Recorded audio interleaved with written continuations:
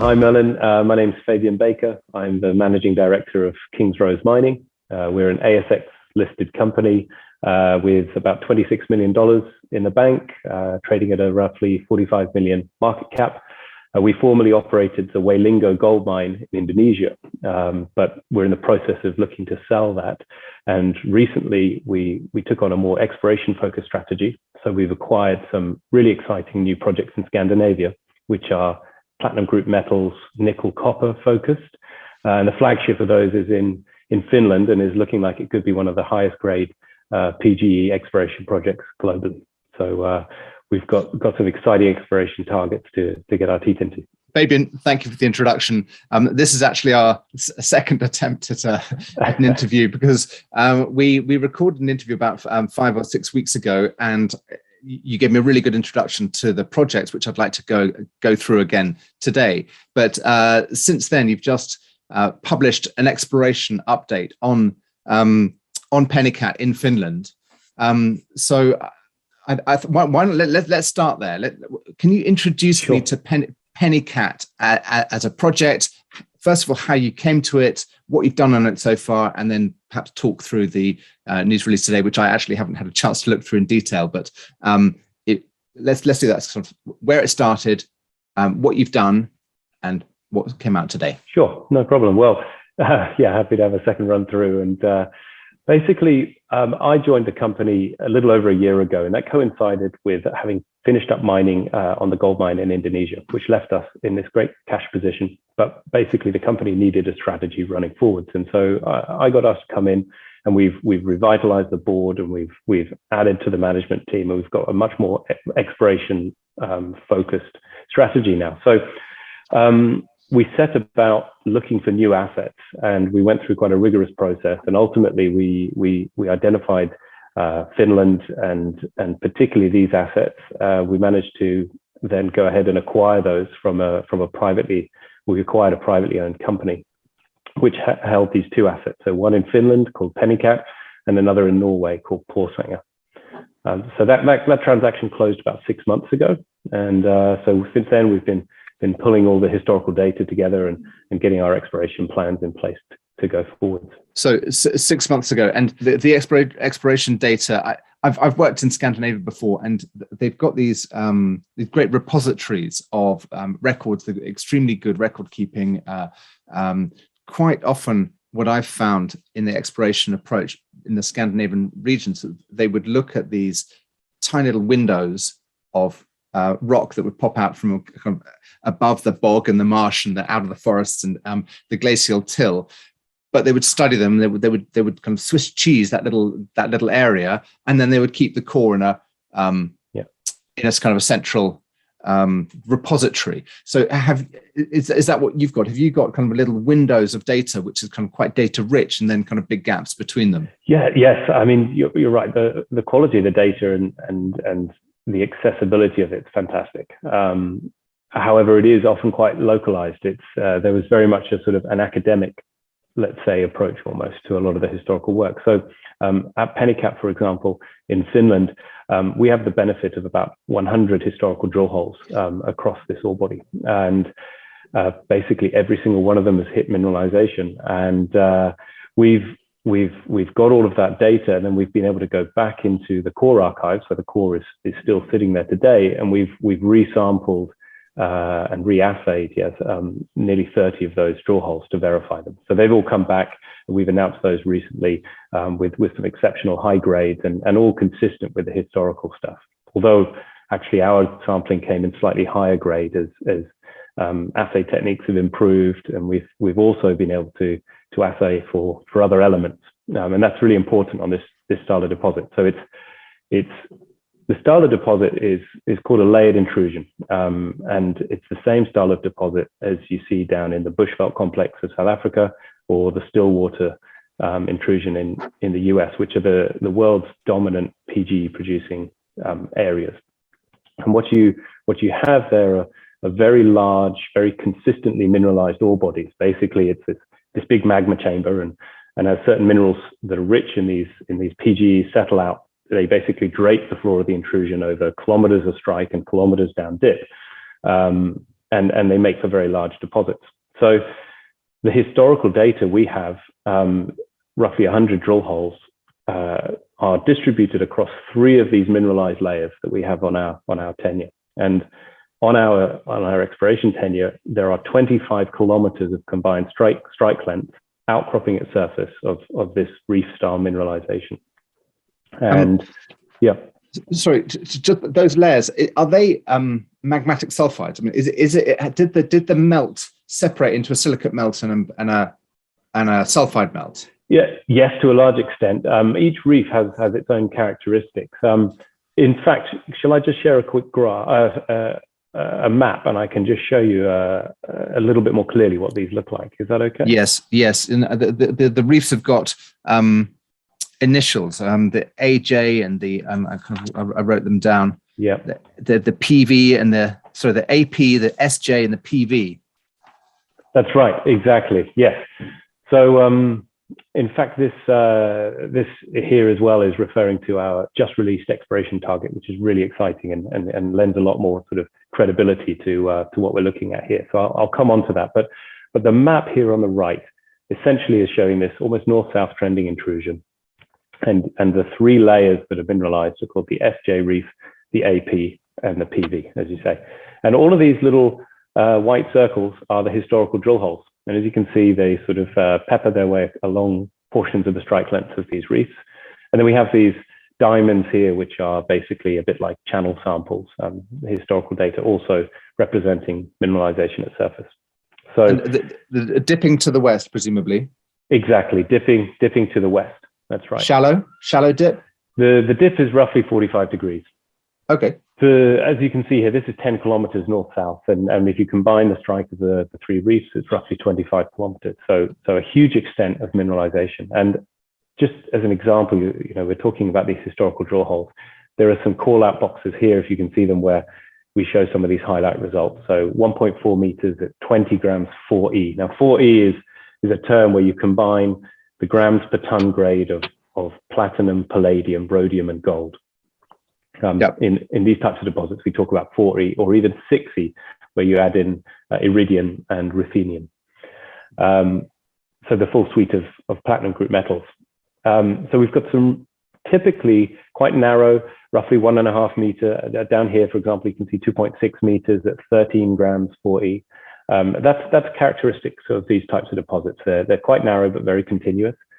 But very interestingly, we have on the AP reef, an area which we call the ballroom, which is where it thickens up to, here we have nearly 9 meters at 11 grams 4E. And actually one of the historical drill holes are over 30 meters of about 5 grams. So these types of feature are what are seen on the Stillwater deposit in the US. And they're a key feature there, where basically this layer of draped minerals have basically slumped or fallen into sort of eroded holes in the bottom of the intrusion and filled them up with this mineralization, and they're incredibly valuable to a mining project.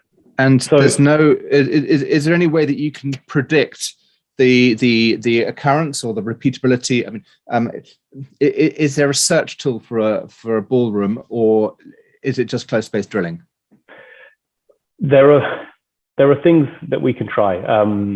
There are some geophysical techniques, but because this isn't a massive sulfide deposit, those typically don't work so well. Something that's being used increasingly is seismic to really understand the architecture of these things. And also seismic could give you data down to great depth, because many of these deposits, similar ones in the world, are being mined down to 2 kilometers depth or more. So we can see the sort of broad architecture of the reefs through some seismic work, but really it is a case of drilling.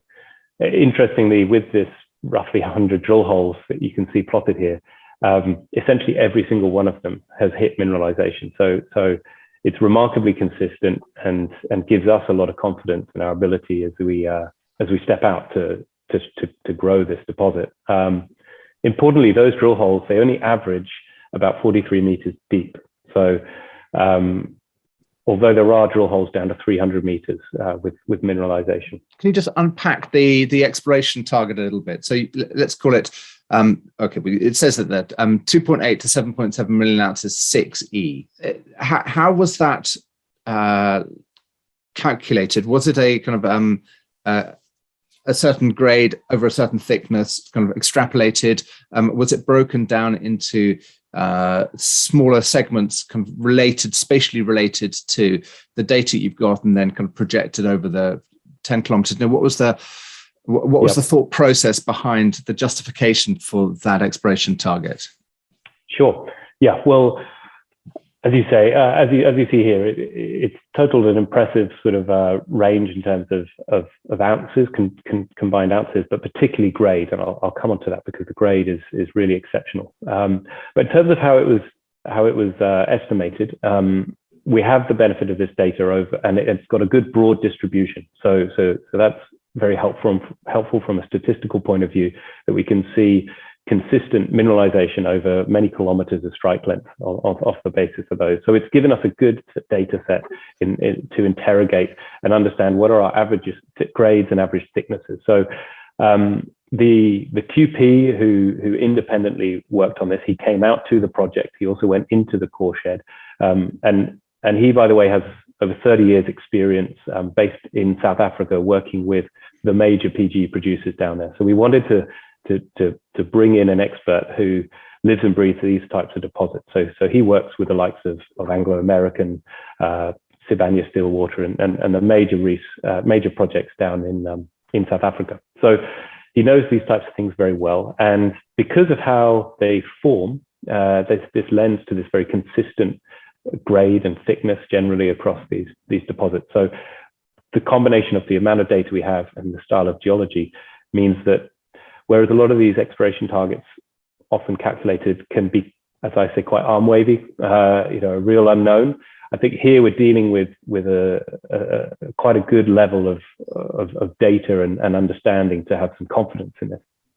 And so, yeah, he looked at the ranges of thicknesses, grades, managed to apply varying specific gravity to the known types of rocks here to come up with ranges, upper and lower ranges statistically.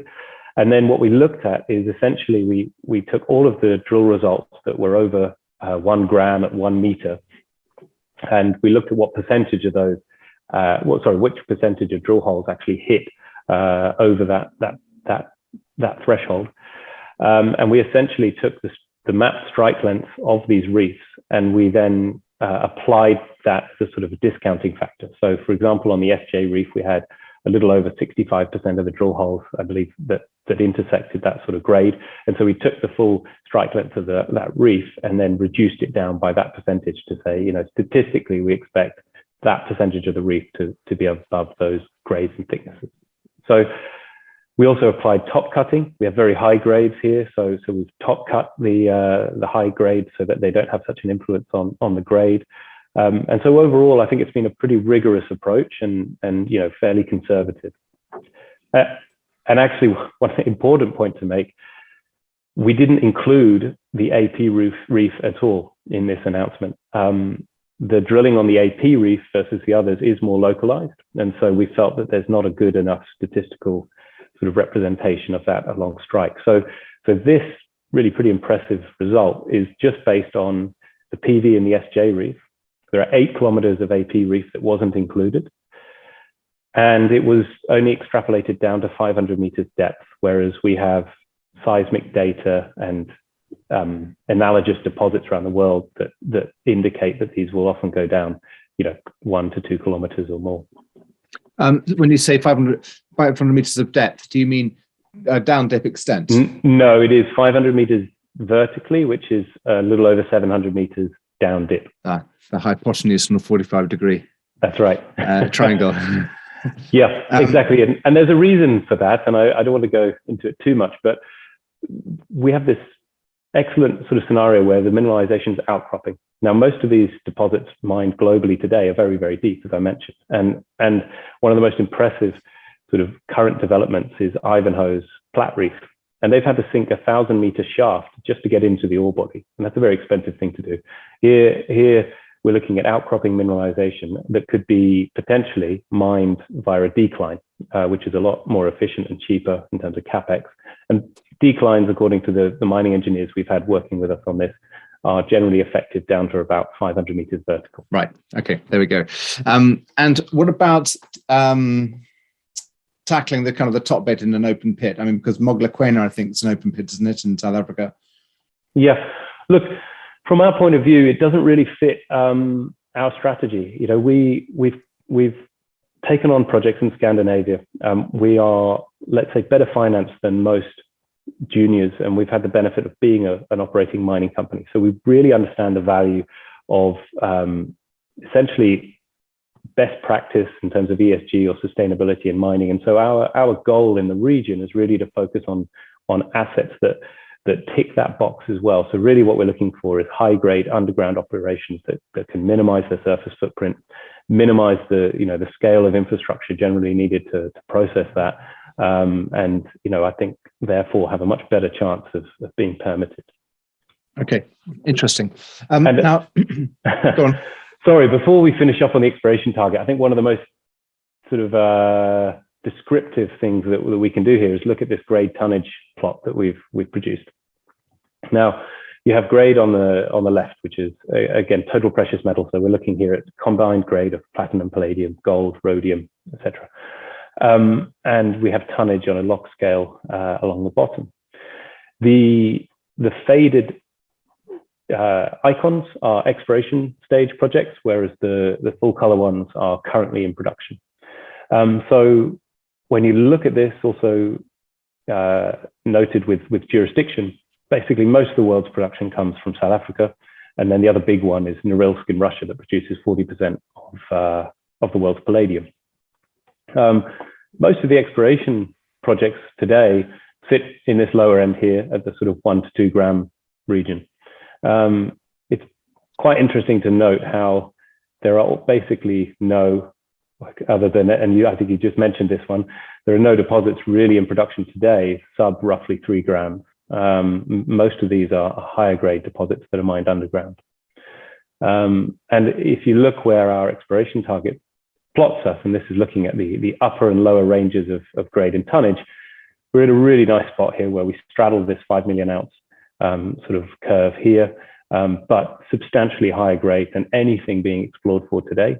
And, working our way to greater tonnages through further exploration potential. Is it the Finnish Suhanko below the line there? That's not, is that Sakatti or not? Is that the renamed Sakatti? No, actually, that Suhanko is another PGE deposit that was discovered by Goldfields and acquired by a private equity fund who are taking that through to feasibility at the moment. And actually, as a sort of open pit target, that is probably one of the best high grade, large open pit PGE things today. But this really tells a story here, because production is dominated by Russia and South Africa today. And, for obvious reasons, unfortunately, supply from Russia is no longer desirable. And a lot of these South African mines are really becoming quite challenged. They're getting deep, lower grade, very narrow. And also the grades are tending to decline because they've been in production for a long time. Not to also forget the fact that they're currently hit by a lot of issues in terms of power outages and labor issues. So what we have here is potentially the highest grade PGE deposit globally of real scale potential, and sitting in Finland, where we can look at domestic supply within the EU of what is defined by the EU as a critical metal, and they have an action plan on critical metals to support the development of just this type of asset. So that's where we hope we can really fit in line with that requirement from the EU. And I see Stillwater's up there at the top, off the chart. Stillwater is exceptional, yes. Off the chart at 13 grams, and acquired not too long ago by Sibanye-Stillwater. Yeah. Thank you. That's a really great slide. Could you just go back to the one before? I just wanted to ask a question about structure, because I can see that there are these clear kind of almost east-west faults which have kind of sliced up the reef into kind of various portions. Presumably there's PV reef off to the west where that kind of 10-kilometer bar is, but that's outside of your license area.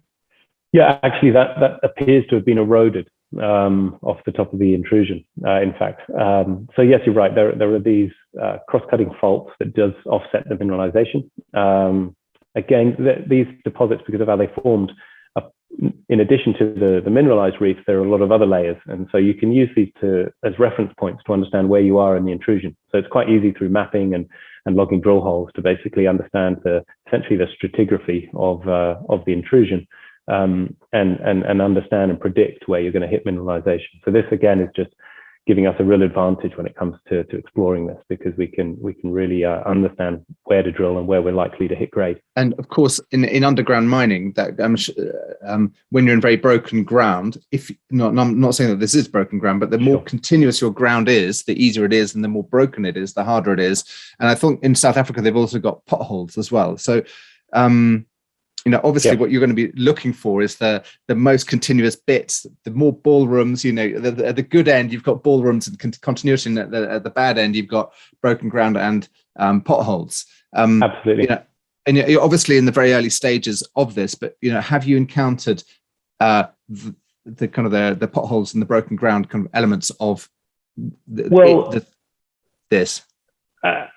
Based on what we know so far, we haven't seen evidence of these potholes which are eroding out. Yeah, it's basically a new influx of unmineralized magma that sort of carves its way through the mineralization and scallops out that section. No, we haven't seen that yet. It's remarkably consistent how all of these drill holes hit grade. So that's looking good. Yes, there are these structures, and you're right, from a mining point of view, that continuity is important. The intrusion itself, although we do see these large scale faults that are offsetting it itself forms quite a sort of resistant block within the host geology. And so our interpretation is, over the years, as things have been pushed and pulled, that as a whole should have stayed reasonably rigid and held together. But it is one of the key things that basically through our own exploration drilling that we'll have to define. And, I think it's a really insightful comment that you make, and it lines up exactly with the advice we've had from day one from some of the experts on these types of deposits, that actually you're not so much looking for grade because it's there. These things are very big and continuous. Really, you're very quickly looking at these other parameters that help you understand how the mine might operate. Before I get on to kind of work plans, just kind of one more, just for geological curiosity. Have you identified kind of a crustal suture at the point where there was the flow, and is it a dike or is it a kind of a circular feature, and is there therefore another edge to this that you could look for? Yeah, that is one of the hypotheses. So just to the south of this, and actually another benefit for us is to the south about 10 kilometers is what's called the Kemi mine. It's a chrome mine, which is actually within an extension of the same sort of belt of intrusions. It's operated by Outokumpu. It's one of the largest underground mines in Europe. And they there do see a sort of an evolution from quite flat-lying mineralization to a sort of a steeper dike-like hosted mineralization. So there's sort of evidence of that sort of architecture of these sort of conduits that the magma may have traveled through before entering into this sort of larger magma chamber. And there are some sort of academic hypotheses around some of the walls of this Penikat intrusion hosting a sort of an accumulation of very high grade PGEs, which isn't so flat lying, and it's more sort of like a larger sort of blob essentially, or with a more vertical sort of structural control to it. So, there's a lot for us to go out and explore for. But at this point, what we know based on this data is this sort of continuous flat like little like sheet-like reefs. Yeah, and as you were giving the answer, I was thinking, well, maybe that the people can do their PhDs on that at some time in the future while you're busy exploring this. Absolutely, and actually we're already sort of just as an aside, working with local universities on some of our work here, just trying to sort of bring them into the fold in terms of what we're doing, because it all helps build our relationships and sort of standing in country. And just on that, you talked about kind of mapping the intrusion architecture through seismic as a potential kind of route forward. But there's huge progress being done on kind of seismic tomography, understanding kind of deeper crustal architecture and those primary first order of magnitude kind of structures that kind of have control fluid flow, the metallogenic scale. But anyway, but you don't need to do that. You've got 10 Ks of strike to focus on. Tell me what the plan is for this year and what you're aiming to do in terms of your understanding and also kind of the delivery of news flow for the market. Sure. Well, one of the key things to note here is that currently what we have here are called exploration reservations or applications. Basically, we're still in that process where we're permitting the right to drill. Now, in Finland, they have a really sophisticated and stable mining law, but getting to the point of an exploration license for us is an extended process because quite a lot of this area is covered by what's called a Natura 2000 designation, which is an EU-wide designation, covers about 16% of the EU for just heightened environmental importance. And off to the east of our intrusion here, there's a wetland with some important wildlife. So what we're doing in order to permit drilling here is a series of surveys this summer. So they're underway today. We've got people in the field surveying various species of flora and fauna. And all of this basically gets pulled together with our exploration plans and our drilling plans into a document that we submit later this year. And ultimately that should be approved and our exploration license issued towards the middle of next year, allowing us to basically drill towards the end of 2023. Because what we're going to be doing is making a commitment to drill when there's snow cover here to protect and mitigate any impact on the flora. So that drilling is likely to commence in December 2023. So there's a bit of lead time before we can get to that point. Hence, we've done such a sort of thorough amount of work on the historical data to really ensure that we are absolutely confident in the huge potential of the deposit. One other thing we have been able to do, so we've been able to get back into core shed and resample a number of the drill holes which have been released, and people can see those results. We're also doing a bit of mineralogical test work to really understand the makeup of the mineralization. Because again, one of the things that we really like about Penikat, and it comes back to that grade tonnage chart I showed you, looking at the industry, you could see how production today is coming from these higher grade operations. And in fact, the smelters that are built to produce these platinum group metals are built next door to those mines. And so they are built around that type of product. And so what we see is really compelling about Penikat and its high grade and similarity to some of those producers is that it should produce a concentrate and should have mineralogical similarities to those projects, which is a huge plus because a lot of lower grade operations might struggle to get the sort of grade concentrates and the sort of premium quality of those that is suitable for smelting capacity today. Do you have nickel and copper in here as well? Absolutely, yeah. It was less routinely sampled for historically, so that's why it wasn't included in this exploration target. But particularly on the PV reef, we're seeing a really strong sulfide signature with good nickel and copper grades there. Again, if you look through our historical drill results that we resampled, they come through in that. And actually, we frequently see 0.2 to 0.6% nickel and similar grades of copper. So really meaningful credits that it add to this already impressive grade profile. Yeah, interesting. Good. And so what can you do any LiDAR work? Can you do kind of any mapping in the next year or so? Yeah, so what we are doing is basically mapping. We have all of this historical data that tells us where the reefs are, at least where they've been sampled. But going forwards, what we're planning to do is essentially get out there and map it for ourselves. We want to make the most of this. We've got this delay until we can drill, but let's do as much good work as we can to to support future drilling. So we're getting in the field this summer. We're going to have a team mapping all of these reefs and particularly looking for structure as well, as you picked up on. So we should have that well understood before we have to start drilling. And that means our drill program, when we do come to it, should be very, very aggressive and focused. So we're looking to put at least 4 rigs onto it immediately. Look to get 15 to 20,000 meters drilled right away, and be able to work towards a multi-million ounce resource, even within one season's drilling. Good. One final question. How much outcrop is there, and what's kind of the cover like? You mentioned this before. I mean, Finland's very flat and there's not a lot of outcrop. Because this intrusion is quite resistant, we have a bit more than the most of the area, but still it's probably about 10% outcrop across the deposit. But it is enough to, I mean, really all of the sort of channel sampling that we have historically that has managed to trace the reefs over quite a few kilometers, it's based on outcrop. So there is quite a lot we can go on. Yeah, good. Well, take your mosquito repellent and your bug spray. Yeah.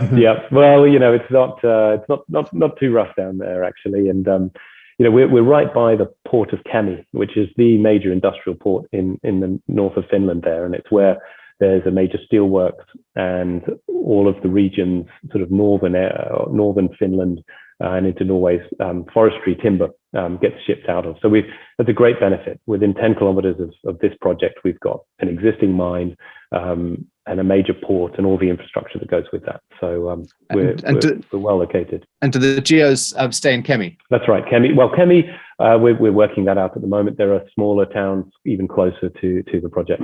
So, we're working closely within those communities, hiring locally in terms of our team. And, as they should be, these projects should be run and feel like, local operations. Yeah, absolutely. Good. Thank you. That's great about Penikat. Can we jump to Porsanger, please, in northern Norway? Sure, absolutely. So it's the bit of Norway that goes right over the top, isn't it? That's right, exactly. Do you mind if I share a screen again briefly? Let's do it. Okay, just again as a recap. So Finland here, where our Penikat project is, by the town of Kemi, and then we head further north, right to the far north of Norway, and that's where Porsanger is, situated in Norway. And I'll skip past those Penikat slides again to show you a little more on this. So again, it's a project where there's a lot of historical data. However, the geological model here is a bit less well understood. What we know so far is within our tenements, which these 5 blocks here are our exploration licenses. These extend roughly 10 kilometers east-west and 4 kilometers north-south, is that there are 2 mineralized intrusions. One's called the Porsanger prospect and the other Karenhagen, at the east and the west. Now, these have seen some historical drilling, and these Porsanger returned some pretty impressive, initial results and basically from surface. So here we're looking at 40, 50 meters in excess of 1 gram palladium and platinum combined. And, these intervals, as you see, we note them again here in the bullet points, upwards of 75 meters thick of consistent sort of moderate grade PG mineralization. And then in addition to those, all of these triangles scattered across this map are basically rock samples for copper. And the copper grades are spectacular. We note a few very high grade examples through here. Obviously these are grab samples, so they're selective and you can pick up some high grades, but you can follow certain stratigraphy for a combined strike that's sampled of about 10 kilometers, and I'd imagine they join up with this copper mineralization. Now, that in itself isn't actually our primary target. What we're seeing there are certain layers of overlying rocks that are clearly a preferred horizon for a chemical property or a structural property for this copper to basically come out of solution and crystallize within. But each copper occurrence themselves are sort of a few tens of meters across and held in these sort of tension gashes and veins within those overlying sediments. So we had this curious setup: 2 intrusions, broad scale mineralization, and then this copper sampling. And these 2 generations of these two things had been explored in two separate generations of work. So there was some people who went out and looked at this copper, and people who went and drilled for the PGEs. Now, we actually have currently today, we have a number of the drill holes in the lab for reassay, just like we did at Penikat. So those results will be coming out in the coming few weeks. But from the rock chip sampling that we did as part of our due diligence, we were picking up elevated copper and nickel along with those PGEs. So these probably are not two distinct separate events, they're related. And essentially what we think we've got here are, intrusions that are fertile and mineralized, that are probably the drivers of introducing mineralization into this area. And a lot of this copper is probably distal smoke that might be sort of indicative of a mineralized intrusion at depth. Really interesting. Just looking at that cross section, the PGE mineralization, is that within an ultramafic? Yes, it is. It's an ultramafic intrusion, and they look like these sort of conduit pipes. Now, there's actually a PhD being written on this area at the moment, and interestingly, these intrusions have been dated as the same age, and therefore we believe part of the same sort of broad-scale event as Sakatti, the major Anglo-American discovery in Finland, which is probably the highest grade, largest sulfide nickel copper PGE discovery of the last decade or so. So we're really encouraged that this is in the same belt of rocks as Sakatti and other nickel deposits, and along with these sort of early indications that we're seeing. So the target here for us is high grade massive sulfide nickel copper along with PGEs. So starting actually in the current next couple of days is an EM geophysical survey over these two intrusions, and essentially that's going to look for highly conductive, essentially massive sulfide bodies at depth within these conduits, because essentially the model is, and this is similar to Sakatti or other similar deposits around the world, like Lundin's Eagle mine in the US, is what you have is these conduits bringing in fertile magmas, and you get these sulfides coming out of solution, rich in nickel, copper, PGEs, and essentially these blobs settle, and they sort of settle into embayments on the lower contact of these intrusions. So that's essentially what we're looking for. We're seeing evidence that we've got all those ingredients, and the EM survey should pick up those conductors that we can target in drilling. And is the Karenhaugen prospect dipping to the west or to the center of that area? They do both appear to be dipping towards the center. Porsvan certainly towards the east, so towards the center. Karenhaugen a little bit more towards the southeast. Okay. So yes, essentially central. So yes, it's quite interesting because it does seem to be a broad syncline, sort of a bowl shape, and so in the middle you've got the thicker, younger layers, and then you're seeing the older rocks on the side, which may well be dipping in and indicating the same potential in the middle there. Yeah, and although in the bushveld they've never got to the middle, it's so big and it's so deep. They're still on the limbs, but it potentially is a western feature, Porsvan, and an eastern feature, Karenhaugen, of potentially some central fluid source. But just going back to that cross section, is that, and the PGE mineralization in the ultramafic, is that an intrusion into surrounding ultramafics, or is it part of a kind of a package which can probably accumulated? Does it age to the northeast upscreen, or is that PGE layer younger than the surrounding host rock? Yeah, I see what you say. So I think what you're getting at is, komatiite style sort of deposits of this type are sort of lava flows that are basically sort of layer upon layer and build up, so they go from oldest to youngest as you sort of head up through this stratigraphy.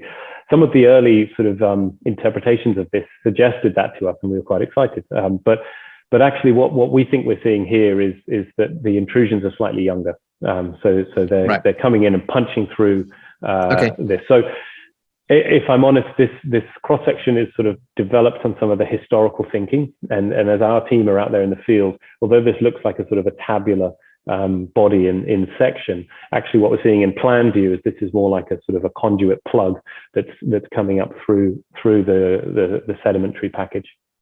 Okay, gotcha. So it's all stuff that we've got to get our heads around. We've got a great start. We know where we can focus our initial exploration, and so we've got this EM survey underway basically at the moment, and then that'll refine our drill planning, and we hope to get a drill rig into the area in September, October time to put the first couple of 1,000 meters into testing any conductors in the EM survey. So we'll see that project move forward this year. And just looking at the way that the rivers are flowing and the lakes, that looks as if it's kind of quite a flat-lying area, quite peneplain.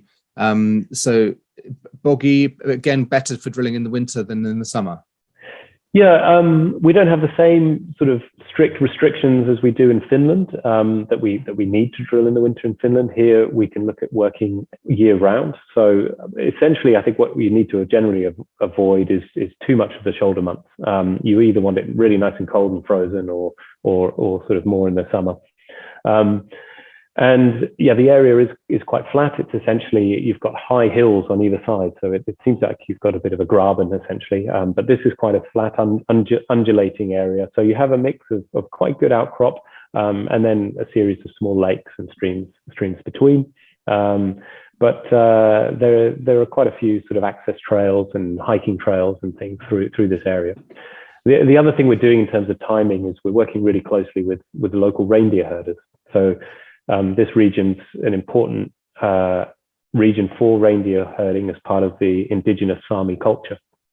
And what we've really made an effort to do is engage with them very early on. So before we've started our geophysics or drilling, we've spent time with them.